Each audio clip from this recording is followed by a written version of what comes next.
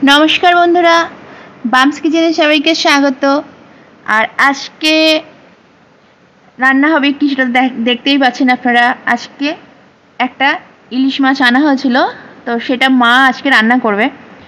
और सेटा किन्तु खूब कम मशलाय होबे। एखाने नेওয়া হয়েছে गोटा जिरे, शुकनो लंका और सर्षे। एटाई आर कि एखन बेटे नेওয়া होबे। और आज किन्तु मा शिले मशलाटा बेटे नेबे, माने शिले बाटा मशलाई आर कि रान्ना होबे।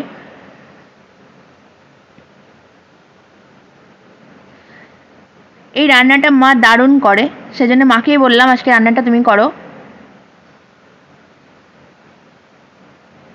আর এমনিতে আমার মায়ের রান্নায় আর কি জাদু আছে, মানে যেটাই বানায় সেটা খুব টেস্টি হয়।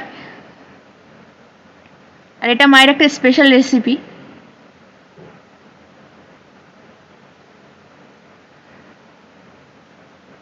মেন মশলা কিন্তু এটাই হবে। আর শিলে বাটা মশলার এমনিতেই আলাদা রকম একটা টেস্ট হয়। তো মশলাটা কিন্তু রেডি হয়ে গেছে ওদিকে। আর এখন এই মাছের উপরে আর কি লবণ আর মানে স্বাদ অনুযায়ী লবণ আর দিয়ে দেওয়া হচ্ছে পরিমাণ মতো হলুদ গুঁড়ো। আর আমরা কিন্তু মাথা লেজা সব কিছুই নিয়েছি। এবার এর মধ্যে দিয়ে দেওয়া হচ্ছে আগে থেকে বেটে রাখা মশলাটা। ওই যে জিরে, সর্ষে আর শুকনো লঙ্কার যে মিশ্রণ মানে মশলাটা বানানো হয়েছিল সেই মশলাটা দেওয়া হলো। আর এবার দিয়ে দেওয়া হচ্ছে সর্ষের তেল। আর এই রান্নায় কিন্তু সর্ষের তেলই ব্যবহার করতে হবে। এবার মাছগুলোকে মা ভালো করে মশলাটার সাথে মানে মশলাটা আর কি মাছগুলোতে মাখিয়ে নিচ্ছে খুব ভালো করে।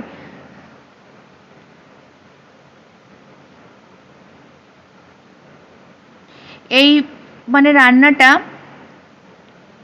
খুব কম মশলায় হয়, খুব ইজি আর খুব টেস্টি। খুব ভালো করে কিন্তু মা মশলাটা মাখিয়ে নিল মাছের সাথে।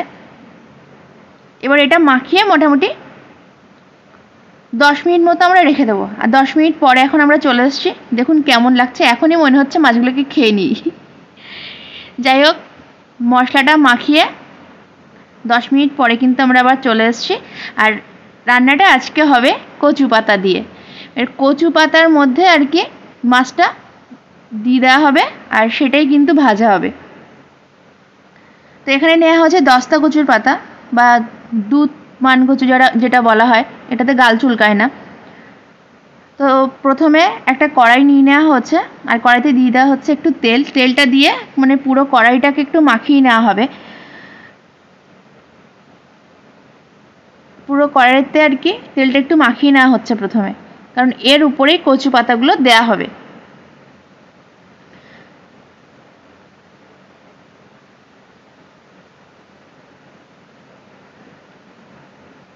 এই কচু পাতাগুলোতে কিন্তু গাল চুলকায় না, আমি আগেই বলে দিচ্ছি। এটা হচ্ছে দস্তা কচু পাতা, আমাদের এইদিকে এটাই বলে, দস্তা কচু বলে। আর কাকুকে বলতে শুনেছি যে কি দুধ মান কচু পাতা। এবার পাতাগুলো কিন্তু আগের থেকে তুলে ধুয়েই রাখা ছিল। তো মা প্রথমে পাতাগুলোকে একটু সাজিয়ে নিচ্ছে একটার উপর আরেকটা দিয়ে।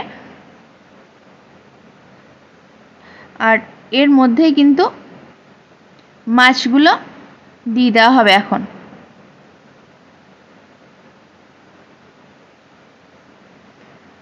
এবার এর মধ্যে মশলা মাখানো মাছটা পুরোটাই ঢেলে দেওয়া হচ্ছে।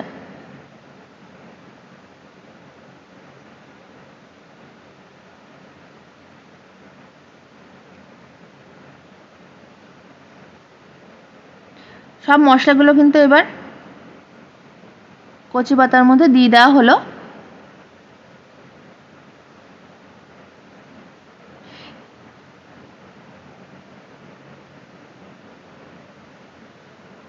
আর এতেই আর কি ভাজা হয়ে যাবে।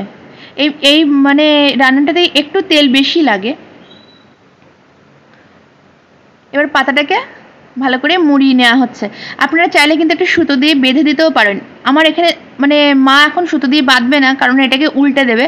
দিলে তাহলে আর মানে কিছু বেরিয়ে আসার সম্ভাবনা থাকবে না। আর যদি কিছু তেল মশলা বেরিয়েও যায় সেটা কড়াইয়ের মধ্যেই থেকে যাবে। এই যে এমন করে উল্টে দিল কিন্তু মা। আর কচু পাতাটা তো সেদ্ধ হয়ে যাবে, ওটাও কিন্তু খাওয়া যাবে। তো এখন গ্যাসটা অন করে মা গ্যাসের উপর এটা বসিয়ে দিয়েছে। এক পিঠ হয়ে গেলে কিছুক্ষণ পরে কিন্তু এটাকে উল্টে দিতে হবে।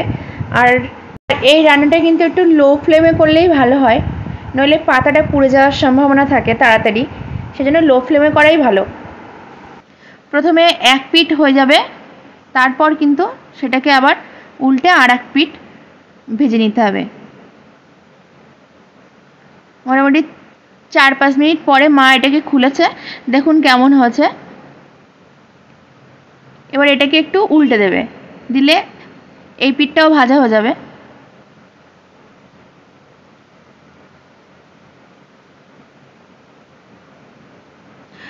এটা কিন্তু চাইলে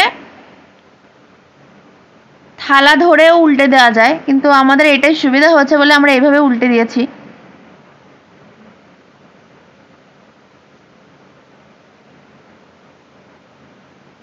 মাছটা কিন্তু এই পাতার ভেতরেই সেদ্ধ হয়ে যাবে খুব সুন্দরভাবে। এরমভাবে আমরা মাঝে মাঝেই বানাই, তো আমরা প্রসেসটা জানি, তো সেটাই আপনাদের সাথে আজকে শেয়ার করলাম। এবার কিন্তু ওই পিঠটাও হয়ে গেছে। এবার তলাটা কিন্তু মাঝে মাঝে একটু মানে খুঁতি দিয়ে নেড়ে দিতে হবে, কারণ লেগে যাওয়ার একটা সম্ভাবনা কিন্তু থেকেই যায়। এই রান্নাটা কিন্তু প্রায় হয়ে এসেছে, ঠান্ডা হলে আমি দেখাবো খুলে কেমন হলো। তো আমাদের রান্নাগুলো যদি আপনাদের ভালো লাগে অবশ্যই কিন্তু আমাদের চ্যানেলটাকে সাবস্ক্রাইব করবেন, আর লাইক কমেন্ট শেয়ার করতে কিন্তু একদমই ভুলবেন না। এই দেখুন কেমন, মানে এটা কিন্তু আমাদের রেডি হয়ে গেছে, মানে একদম দেখুন, মানে খুলে মা পাতাটাকে একটু সরিয়ে সরিয়ে দেখাচ্ছে যে এর মধ্যে মাছটা কেমন হলো। পাতাগুলোও কিন্তু একদমই সেদ্ধ হয়ে গেছে, আর মাছগুলো তো সেদ্ধ হয়েই গেছে। মোটামুটি 10-15 মিনিটের মধ্যে কিন্তু এই রান্নাটা হয়ে যায়। আর আমি দেখালাম প্রসেসটা পুরোপুরি, আপনারা কিন্তু এইভাবে বাড়িতে বানাবেন, আর কেমন হলো টেস্ট করে খেয়ে আমাদেরকে কমেন্ট বক্সে লিখে পাঠাবেন। একটা মাছ একটু মা তুলে দেখাচ্ছে। ইলিশ মাছের যে কোনো রেসিপি কিন্তু মানে দারুণই লাগে, সেটা আর বলার অপেক্ষা রাখে না, কিন্তু এই রেসিপিটা কিন্তু ফাটাফাটি লাগবে ভাতের সাথে।